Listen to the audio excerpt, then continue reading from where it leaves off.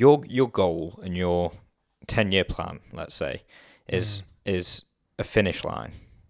And Yeah. you're trying to, every day you're laying your path towards that finish line. Now, the most obvious thing to do is to just go straight towards that finish line. So everyone's just going to be laying their bricks perfectly straight, perfectly going towards this finish line. And now, during your life, there's going to be things in the way. Like for instance, there may be a tree in the way, and that's going to force you to go left or right. And there's no straight option. Yeah. You've got to then make a decision. While the finish line's over there, do I take a detour or do I try and go through this tree? Yeah. And so many people, instead of just going left or going right, they'll just go through a tree. Yeah. They'll go the hard way, and they'll go a way that doesn't make sense, just because they're so fixated on this finish line, and they're so fixated on getting there as quick as possible. They'll run straight through a fucking tree. Yeah. And that's not going to make anyone happy, is it? It's just going to make you concussed. Pretty much. I think that's the same with life. I think that's the same with a lot of people. A lot of people are so focused on the finish line and getting there as quick as possible that they forget that it's okay to take these diversions. And sometimes a diversion might lead to a different finish line that's a lot fucking closer. Yeah, and it's might even be like better than you ever even intended, like these mysterious paths that you take, and then all of a sudden what you envisioned, you've got something even better, or something that, like you say, that you didn't even expect happened to you. And I don't know, man. I'm a big believer in that, and I feel like, again, that all comes back to sort of trusting in the universe. Like, stop being scared of what you think's going to happen. You can't control everything that's going to happen. You can't control what people are going to think. You can't control if, I don't know. You can't control that path. Yeah, you can't control that path. Like, obviously, you can get back on the road and do stuff to stay on the road, but it's like you say, there's always bumps in the road and stuff in the road, and you might get fucking hit by a car in the road, and then you've got to bloody go.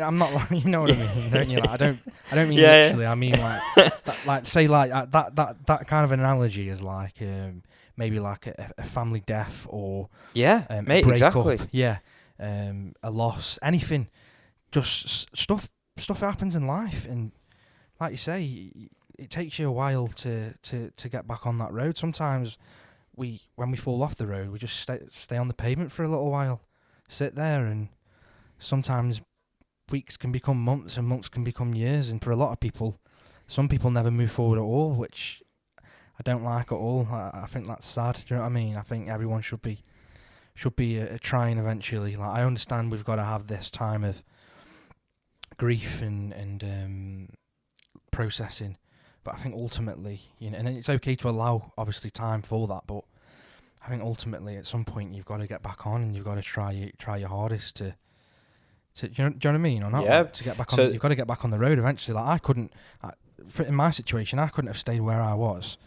like 5 years ago forever, because if I did, I wouldn't have got anywhere. I'd just be sitting at home where I'd have no job, I'd have no money, no happiness, no trust in the world.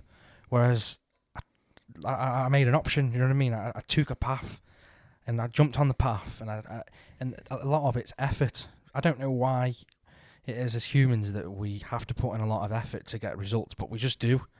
So the fact that I think if I could create my own human race, I'd do it where these people could just do whatever they wanted, and like you could eat bloody 10,000 calories a day and still have a six-pack. But just the universe doesn't work like that. Like, in the majority of cases, you have to put in a lot of effort to get out like results. Basically, it's the same with the gym, same with career, money, etc. And yeah, kind of going off on a little tangent, but it's hard building your it's hard building your road. It's really hard building your road, and like Lou says, there's times where that finish line, it just, the goal that you had and the finish line where it was, it just disappears.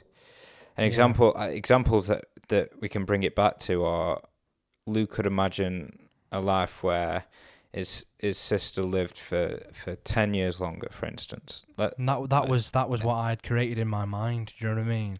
And that finish line, if you imagine that finish line right there, that finish line literally disappeared. It wasn't as if the finish line was still there, but there was a bump along the road. The finish line literally disappeared.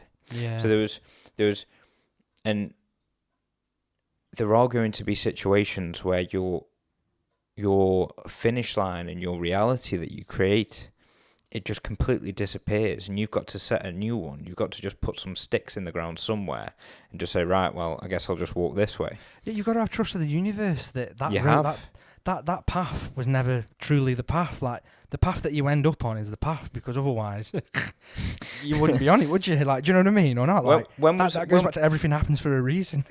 When did you first find that? Because obviously, let's talk about that, because it's a massive topic about letting things happen and having faith that things happen the way they should. When did you get that fire back, that belief back? I think I got that fire back and that belief back when I started to...